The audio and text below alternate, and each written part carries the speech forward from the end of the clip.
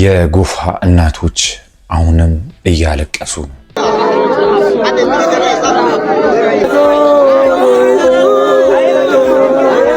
ዛሬ የፈጣሪ ተአምር የታየበት ነው። እስከ 3 ቀን በኋላ በህይወት አንድ ሰው ከአፈር ውስጥ ወጥቶ ተገኘ። የፈጣሪ ተአምር እጅግ ልዩ ነው። ፈጣሪ አትሙች ያላት ነፍስ እንዲህ ነች። ተአምር ከጋሞ ምድር ሰማን። ዛሬ የመምህር ዘላለም ስርዓተ ቀብር ካቴድራል ስላሴ ላይ ተከናውኗል።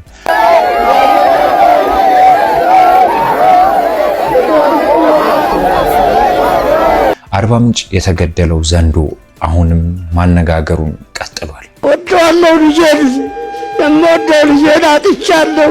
እግዚአብሔር ያጽናምባል። ብፁዕ አባታችን ስለ መምህር ዘላለም ያልተጠበቀ ነገር አውርተዋል። በጠፋበት ሰዓት መምህር ዘላለም ይጠፋል። ጎፋ በዚህ ሰዓት በጣም እያለቀሰች ነው።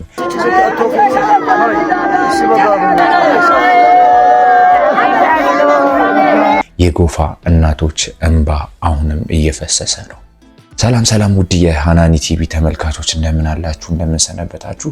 ውድ ቤተሰቦቻችን ዛሬ በአዲስ ቪዲዮ ወደ እናንተ መተናል። ውድ ቤተሰቦቻችን ሰሞኑን ብዙ አስከፊ የሆኑ ነገሮችን እየሰማን ነውና ዛሬም አንዳንድ መረጃዎችን ለእናንተ ሹክል በል ብዬ ነው የመጣሁት። ውድ ቤተሰቦቻችን እንደምናውቀው ጎፋ ላይ በጣም ከባድ የሚባል የጎርፍ አደጋና የመሬት ናዳ እንደደረሰ ሁላችንም በሚዲያም በተለያዩ ነገሮችን አጋጣሚዎች እየሰማን ነውና እስካሁን ድረስ ከ100 በላይ የሰው ህይወት አልፏል። በዚህ አደጋ ላይ በጣም አስከፊ የሆነ ነገር ተከስቷልና ዛሬ ደግሞ በሰማነው ዜና በጣም ተአምር የሚባል ዜና ሰምተናል።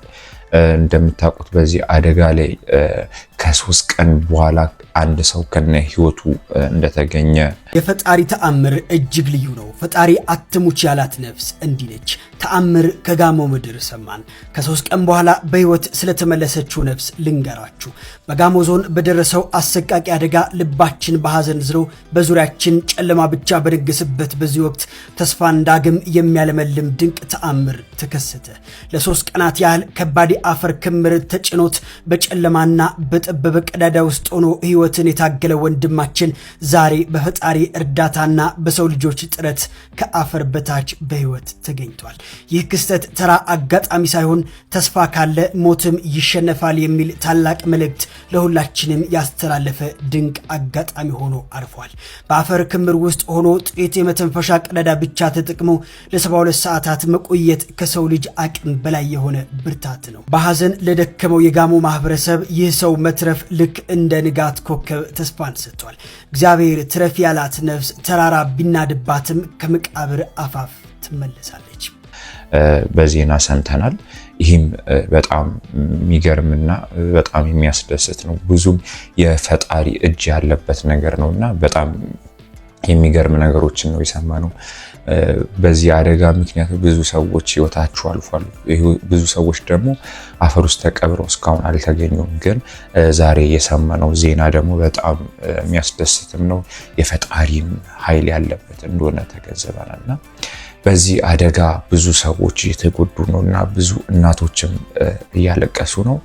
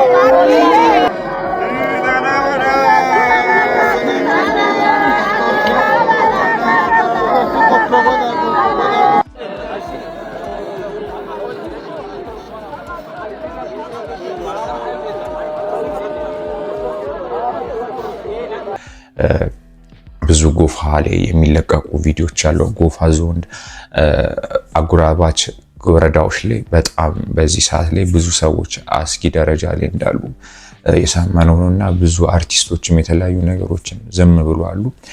መንግስትም ቅርብ ሰዓት ላይ መግለጫ ሰጥቷል።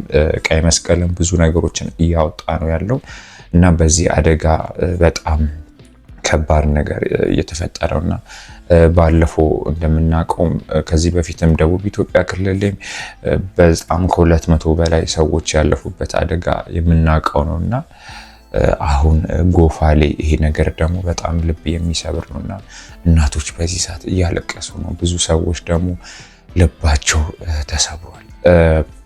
በዚሁ አያይዤ ደግሞ ብዙ ሰዎች እየተናገሩ ያሉት አርባ ምንጭ ከተማ ላይ የተገደለው ዘንዶ አርባ ምንጭ ማለት ነው 11 ሜትር ርዝመት ያለው እንግዲህ ዘንዶ ተገድሏል። ይሄ ዘንዶ አናኮዳ ተብሎ የሚጠራው የእባብ ዝርያ ተናዶ ነው ተቆጥቶ ነው የሚሉ አንዳንድ አልባዩ ነገሮች እየተነሱ ነውና ይሄ ሁሉ የሆነው ሁሉን ነገር የሚያውቀው ፈጣሪ ነውና ከአንድ የዱር እንስሳት ከመሞት ጋር ምንም የሚያገናኝ ነገር እንደማይኖር ሁላችንም ልቦናችን ያወቀ ነውና ከዘንዶ መሞት ጋርና የዚህ ሁሉ ሰው ህልፈት ምንም ብዙም የሚያገናኝ ነገር የለም። ብዙ ነገርም ደግሞ ከአንድ አንግል እያገናዘብን ብናወራ ባይነኝና ውድ ቤተሰቦቻችንም ዛሬ እንደምናውቀው የዘላለም የቀብር ስነ ስርዓት ዛሬ ነበረ።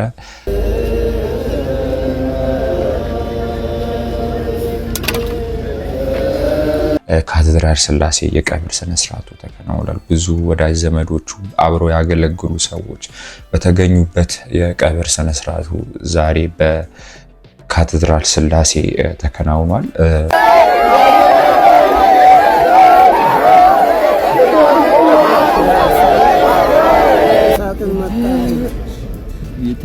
ሳጥን መጣልና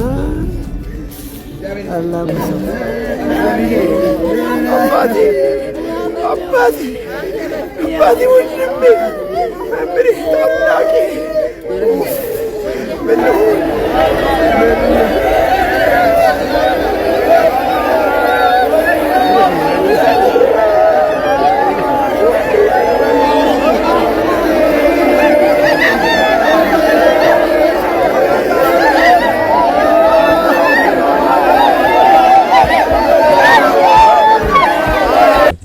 በቀብር ስነ ስርዓቱም ብዙም ታዋቂ የሆኑ ሰዎች ተገኝተዋል። ብዙ አብሮ ያገለገሉ ሰዎች የተገኙበት ነበርና የመጨረሻ ሽኝቱ የነበረው መስቀል አደባባይ ነው። ከመስቀል አደባባይ እስከ ካቴድራል ስላሴ ሽኝት ነበረ። በዛም ብዙ የክርስትና እምነት ተከታዮች የተገኙበት መርሃ ግብር ነበረ።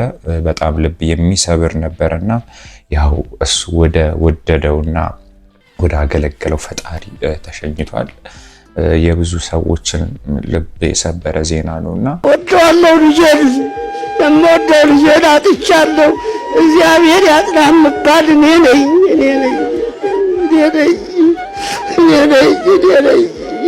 ቆስያለሁ፣ አዝኛለሁ። አዎ ታላቅ ሰው ነው ያጣነው። ታላቅ መምህር ነው ያጣችው ቤተ ክርስቲያናችን። ሰው ይተካልን። ሰው በጠፋበት ሰዓት መምህር ዘላለም ይጠፋል እንዴ? ሊጠፋ ይገባዋል እንዴ?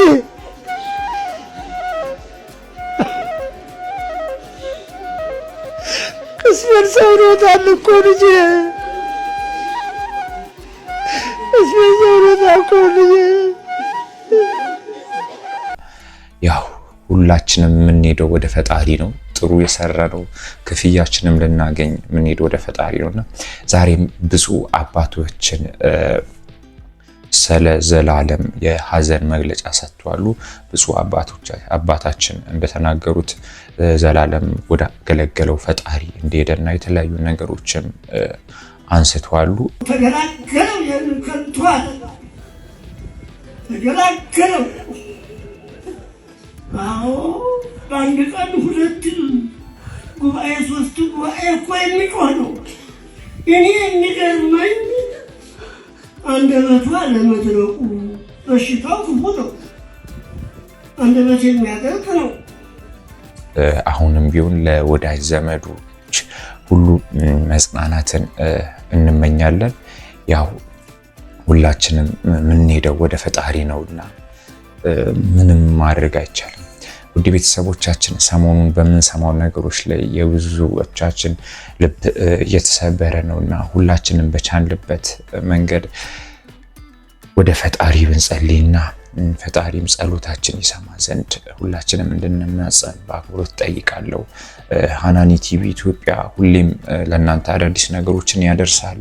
አንዳንዴ ዘግየት እንላለን፣ ግን በተሻለን መጠን ብዙ ነገሮችን ወደ እናንተ እናደርሳለን። ውድ ቤተሰቦቻችን ስለተከታተላችሁ እጅግ አድርገን እናመሰግናለን። መልካም ጊዜ